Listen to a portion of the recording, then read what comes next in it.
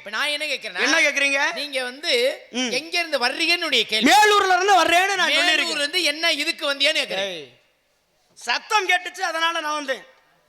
சத்தம் கேட்டா எங்க வேணாலும் போயிருவியா? சத்தம் கேட்டுச்சுனா எங்க வேணாலும் போயிருவாங்க. நீங்க தான் நாரதர். நான் தாங்க நாரதர். சத்தியமாக சத்தியமாக. அங்காளம்மா சத்தியமா? அங்காளம்மா மேல சத்தியமா நான் தான் நாரதர். கல்யாணம் ஆயிடுச்சா? இது உனக்கு தேவையான கல்யாணம் ஆனா என்ன ஆகலனா என்ன? கேட்டா கேட்டதுக்கு பதில். அவன் இருக்கிற கஷ்டத்துல உனக்கு கல்யாணம் ஆயிருச்சா இல்லையான்னா கேட்கலாம். ஆயிருச்சா ஆகலையா? ஆகலங்க. எப்படி ஆகு? என்ன ஆகும்? இப்படியா அடிச்சுக்கிட்டு தெரிஞ்சா? என்னையா அப்படியே அடிச்சுக்கிட்டு இருக்கிறாங்க? இந்த இதை தேங்க சப்பதாள கட்டை. என்ன சொல்றேன்? என்ன சொல்றீங்க? அடியை குறைச்சிடணும். நீங்க அடியை குறைச்சியன்னா கல்யாணம் தானா ஆயிரும். டேய் அந்த அடிக்கும் எனக்கு கல்யாணம் ஆகாம இருக்கிறதுக்கு என்ன சம்பந்தம்? இப்படி அடிச்சுக்கிட்டே தெரியும் லூசுன்னு நினைப்பாரு. நாரதரை போய் யாராவது அப்படி சொல்லுவாங்களாயா? சரி சரி கட்டு. கல்யாணம் ஆகலங்க. பொம்பளை ஆசையே இல்ல, பெண் ஆசையே கிடையாது. ஏன் இப்ப ஆகாம அப்படி தெரிய? ஏன் இது வந்து தேவையில்லாத கேள்வி கேட்டுக்கிட்டு இருக்கிற?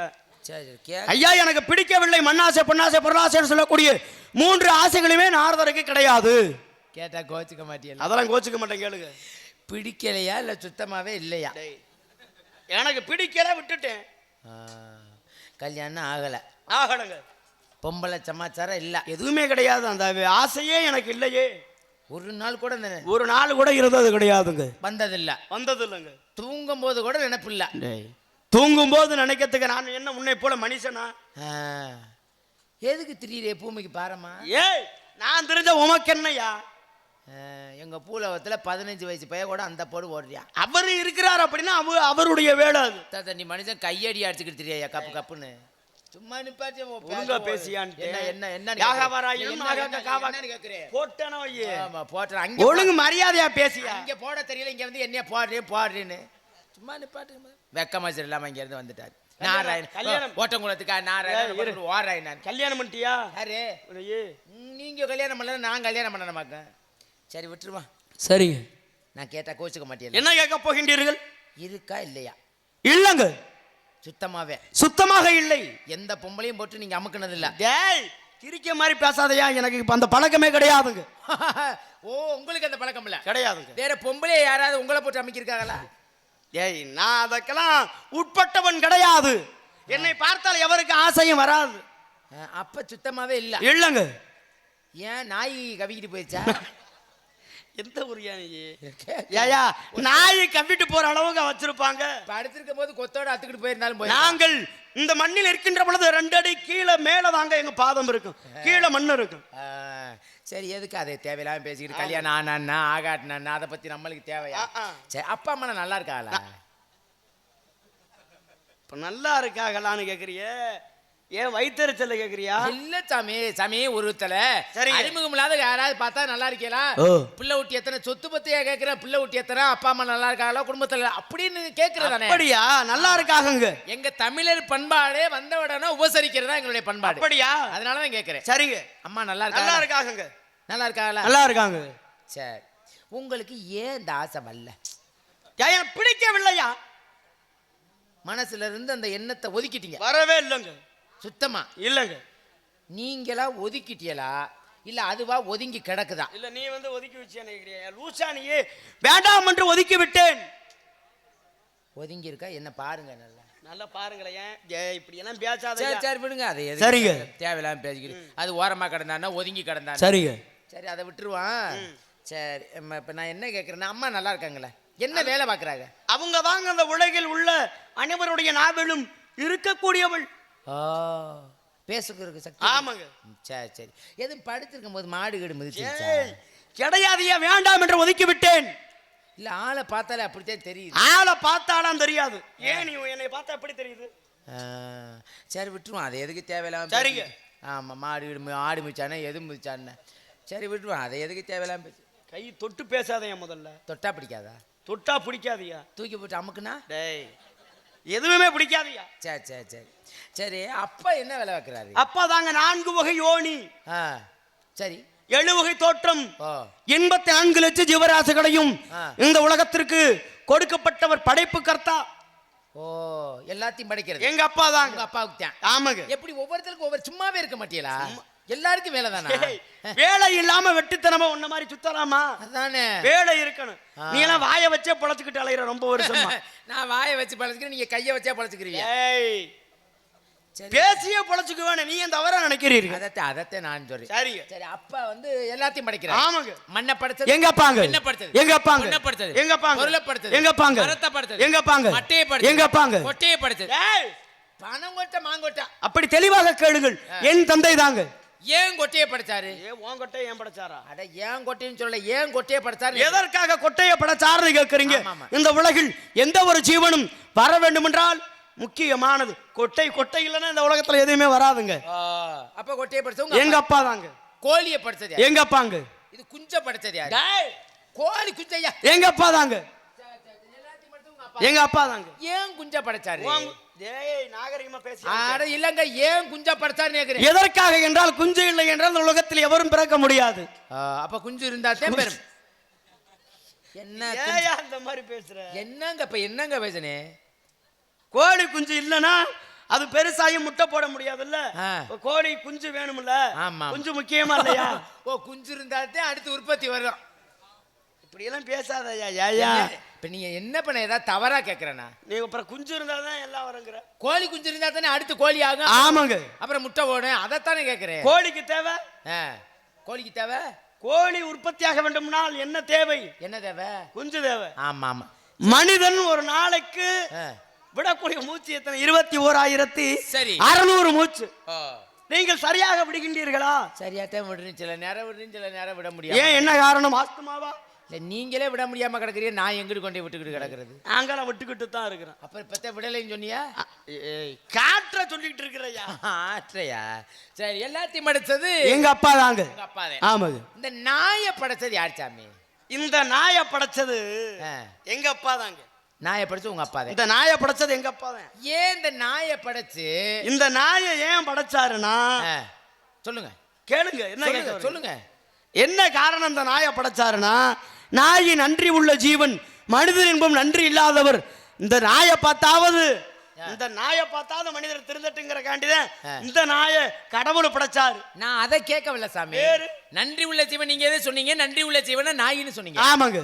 இந்த நாய் இழுவேலே தெரியுதே, என்ன காரணம்? பெரிய உலகத்துல பெரிய கேள்வி இது.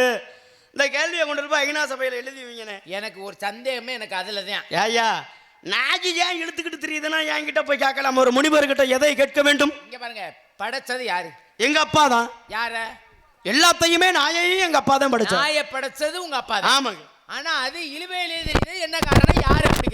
என்ன காரணம் என்றால் மகாபாரதம்னு ஒரு நூல் நடந்தது கதை. சரி, இந்த கதையில ஒரு பெண்ணுக்கு 5 புருஷன். தர்ம, அர்ஜுன, வீம, நகுல, சகாதேவன், பாஞ்சாலி என்ற பெண். அவ பாருங்க, இந்த ஒரு வருடத்திற்கு ஒருவரோடு வாழ்வாள். வாழ்ந்த பிறகு அக்கினியில இறங்கி தன்னை மீண்டும் சுத்தப்படுத்திக் கொண்டு வேற ஒருத்தரோடு வாழ்வாள். இப்படி வாழுகின்ற பொழுது தர்மன் வாழ்ந்த பிறகு அர்ஜுனன் வாழக்கூடிய தருணம். அப்ப அர்ஜுனன் உள்ள இருக்கிறாரு, தர்மன் வர்றாரு. எவர் உள்ள இருந்தாலும் வெளியில பாதகை இந்த செருப்பை கலட்டி வைத்து விட்டு தான் உள்ள இருக்கணும். ஆனால் அந்த அர்ஜுனனும் சரியாகத்தான் இருந்தார். தர்மன் வருகின்றார். அங்க இருக்கக்கூடிய செருப்பை இந்த நாய், எந்த நாய்? அந்த நாய்க்கு பேர் என்ன தெரியுமா? முத்துராசுன்னு பேரு. பெத்தம் கொத்தோட அக்க போறேன். நாய்க்கு பேருங்க. இப்ப நாய்க்கு எத்தனை பேர் இருக்கு? எத்தனை பேர் இருக்கு நாய்க்கு? நாய்க்கு பேர் இருக்கா? அம்மா, நாயை எப்படியா பேர் வச்சா கூப்பிடு? எத்தனை ஊர்ல நாய்க்கு. ஏன்னா நீங்க நாய்க்கு என்னென்ன பேர் வச்சிருக்கீங்க?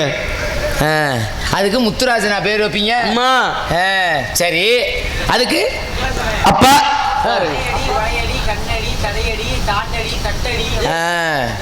இப்படி பல அடி இருக்குதான். அப்படியா?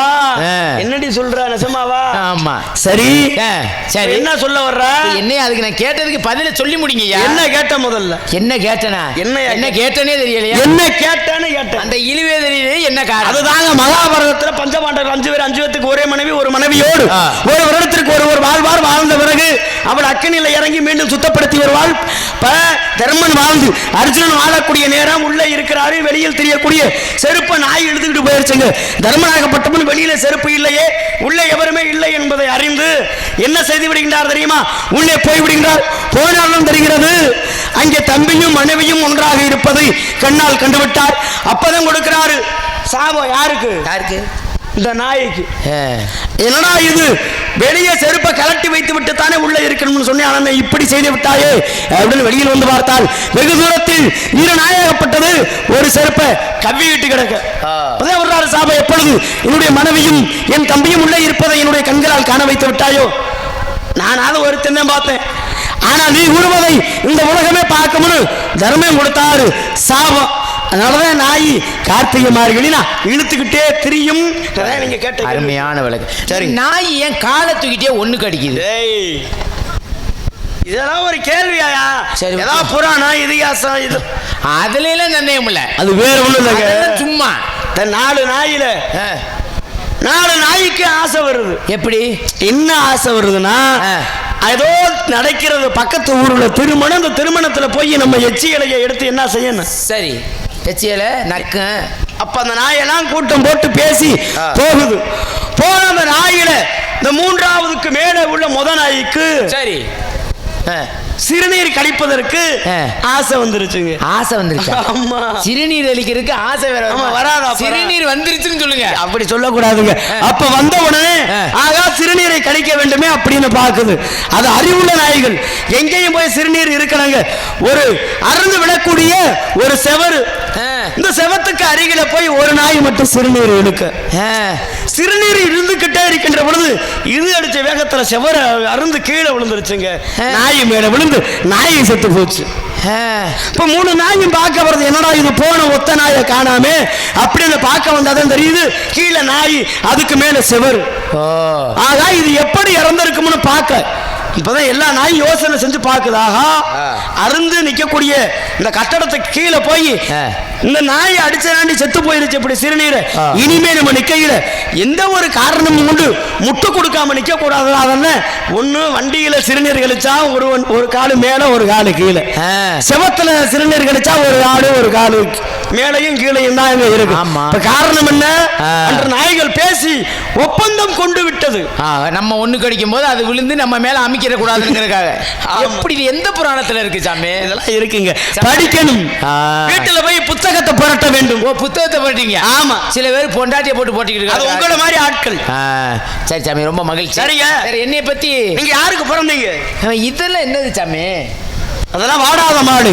எப்படி வாடு? எப்படி வாடும் என்றால் இன்னும் 50 வருஷம் ஆனாலும் வாடாது. என்ன காரணம்? பூரா 100 ரூபாய்க்கு வாங்கி தொங்க போட்டு தெரிஞ்சா எப்படி வாடும்? 100 ரூபாய்க்கு அறிவு இருக்கா உனக்கு? தேவலோகத்தில் என் தந்தை கொடுக்கப்பட்டதுங்க வாடாத மாடு, எப்பவுமே வாடாது. ஓ சரி சரி. இது என்ன சாமி? சப்த தாழை கட்டை. உங்க காலில் விழுந்து கெஞ்சு கேட்குறேன், இது 2 நாளைக்கு தாங்க சாமி. எதற்காக? இந்த ஆல்ரவுண்டுக்காரனுக்கு சரவணகுமாருக்கு காய் அடிக்கணும். ஏயா நல்ல மனுஷனுக்கு போய் இப்படி பண்ணணும்? நல்ல மனுஷனா? ஆனா நல்ல மனுஷன் தான். தெரியுதேன். சரிங்க, பேச்சுவார்த்தை சுத்தம் இல்லையே. ஏன் அப்படி என்ன செய்கின்றார்? பழக்கவழக்கம் சரியில்லை. என்னங்க நீங்க போய் இப்படி சொல்லலாமா? ஆமா ஆமா, நீங்க அப்படி என்ன தவறு பண்றாரு? சரி சாமி, வேற என்னைய பத்தி நீங்க யாருக்கு பிறந்தீங்கன்னு கேட்டா, நான் பிறந்தது எங்க அப்பாவுக்கு. உங்க அம்மாவுக்கு பிறக்கலையா? அம்மாவுக்கு தான் பிறந்தேன். அப்ப உங்க அப்பாவுக்கு பிறக்கலையா? அப்பனுக்கு தான் பிறந்தேன். உங்க அம்மாவுக்கு பிறக்கலையா? பேசாத எரிச்ச. யாருக்கு பிறந்தேன்னு கேட்டேன். பிறந்தது எங்க அப்பாவுக்கு. அப்ப உங்க அம்மாவுக்கு பிறக்கல? அம்மாவுக்கு தான் பிறந்தேன். உங்க அப்பாவுக்கு பிறக்கல? யோ, அப்பனுக்கு தான் பிறந்தேன். ஊர் பேருக்கா பிறந்தேன். நீ யாருக்கு பிறந்தேன்னு சொன்ன? பிறந்தது எங்க அப்பாவுக்கு. நீ உங்க அப்பனுக்கு தான் பிறந்தேன்னு உனக்கு எப்படி தெரியும்? எங்க அப்பனுக்கு தான் பிறந்தேன்னு எங்க ஆத்தா சொன்னுச்சு. உங்க அம்மா சொன்ன நீ நம்பிடலாமா? ஏன் அப்புறம் என்ன ஊர்ல இல்லையா? யாருக்கு பிறந்தேன்னு கேட்டா அதுக்கு பதில் இருக்கா இல்லையா? யாருக்கு பிறந்த? பிறந்தது எங்க அப்பாவுக்கு. ஐயா புரியுற மாதிரி சொல்றேன், புரிய மாதிரி கூறுங்கள். 10 மாசம் சுமந்து சிரமப்பட்டு கஷ்டப்பட்டு பெத்தது எங்க அம்மா. சரி, பெக்க வச்சது எங்க அப்பா. அது எப்படி? நோண்டி நோண்டி கேட்டா இது அத்தியா உரிய அப்பா. ஒரு தேவலோகவாசி எனக்கு இதை பற்றி தெரியுமா? பெத்தாருன்னா அதோட அதுதான். எப்படி? அப்படித்தான். எப்படி? 2 பேரும் கூடி பெத்தாங்க. தண்ணி வேணும்னா என்ன செய்யணும்? தண்ணி வேணும்னா திருகுழாயா இருந்தா அடிகுழாயா இருந்தா அடிக்கணும். ஆமா, போடு குழாய் இருந்தா போடணும். போட்டா தானே தண்ணி வரும். தண்ணி வந்தா தானே பருந்தும் அருக முடியும். இப்ப ஒரு பொருள் வரணும்னா காரணம் இருக்குல்ல? அது மாதிரி நீ எப்படி வந்த? அது